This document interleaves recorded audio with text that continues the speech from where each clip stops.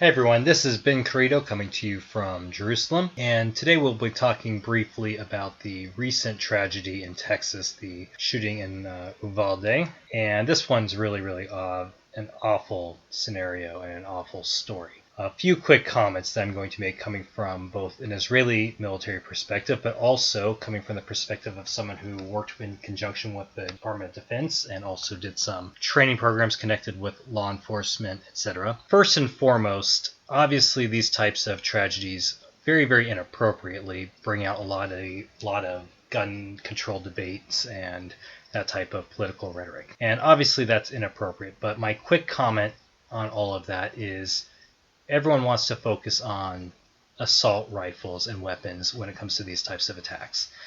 The simple reality is that the data doesn't represent or doesn't substantiate the arguments that people make against rifle ownership. A lot of people don't realize that each year the FBI and other government entities publish statistics of gun crime and gun violence, and 95 to 97% of all firearm-related crimes and violence are committed with handguns. Meaning, even if there was a magic wand to make every single assault rifle in the United States disappear, there would still be at least 95 to 97% of all gun crime. So it makes us wonder, why is it that assault rifles are focused on in the gun control debate? Well, that's a matter of opinion, but it's interesting to note that handguns don't have a lot of value in repelling a military type force. They do have value for either personal protection, especially concealed personal protection, or in a negative context if you're going to conceal a weapon or to commit a crime such as a robbery. But a long rifle, especially an assault rifle, AR-15, AK-47, something of that nature, that has value for a longer range approach, which has specific uses in a military type setting. So the factor at hand, what's interesting here, is that the guns that actually are used in violence, especially acts of like illegal robbery and assault and things like that, are not the ones that they're actually focusing on in the gun control discussions. They're focusing on the firearms, i.e. the rifles, that if the government were to become tyrannical, would enable the common citizen to put up a fight. So that's an interesting quote-unquote coincidence. Another comment that I'm going to make quickly is, having done training in connection with the United States military and some law enforcement agencies, etc. Here's the thing.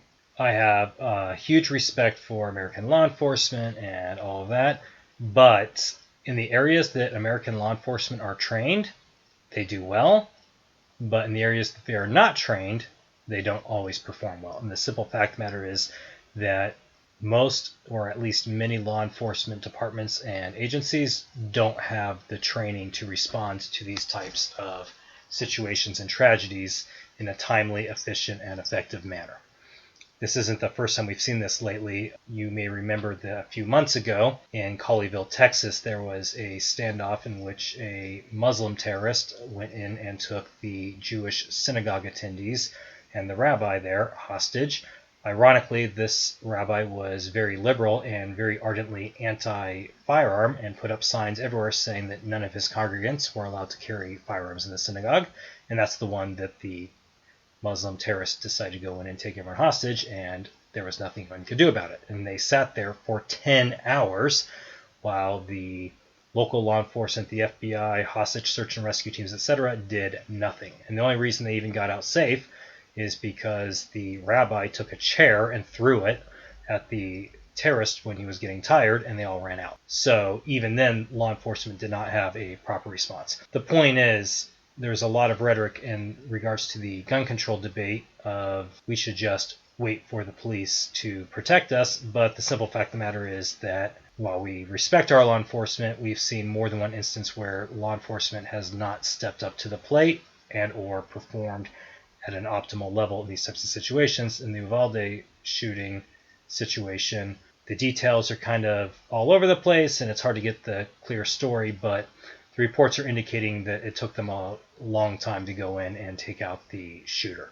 And that was a problem, and it was really upsetting the parents, and there was a lot to that. Also, in the context that there is discussion of defunding the police, it really becomes a catch-22 when the government is simultaneously wanting to remove the fundings that might train law enforcement to better be able to handle these and other types of violent situations. And then simultaneously, they want to take the firearms away from the common citizen, meaning that there's no way, either through law enforcement or through private ownership of firearms, that people can be protected. It's a very, very, very scary and concerning thing when your government is trying to make sure that you are not able to be protected or protect yourself on every possible angle. A quick final comment is that here in Israel, we have a completely different system and model for school safety. And even though we do have problems with terrorism here in Israel, we don't usually have a problem with shooters, stabbers, etc. attacking schools.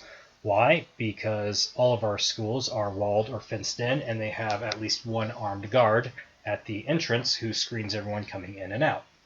Meaning it is a secure facility with an armed guard. So before we get into all this debate about gun control, there's an even simpler solution of setting up armed guards at the entrance of the school and walling off or fencing off the school appropriately. And especially if we use either honorably discharged military veterans, maybe underemployed National Guardsmen, retired law enforcement, etc., the training required would be minimal, and you would have an armed, responsible guard at the entrance of the school, and the entire facility would be protected by a wall or a fence, etc. That would negate the vast majority of school shootings. Putting up a sign that says no guns allowed is not helping the situation at all. If anything, it's making it worse. Here in Israel, there is simply no question that armed security is vital and necessary, and therefore that is the approach that we take, and it's effective. All right, that's all for this time. This has been Credo coming to you from Jerusalem. Over and out, and see you next time.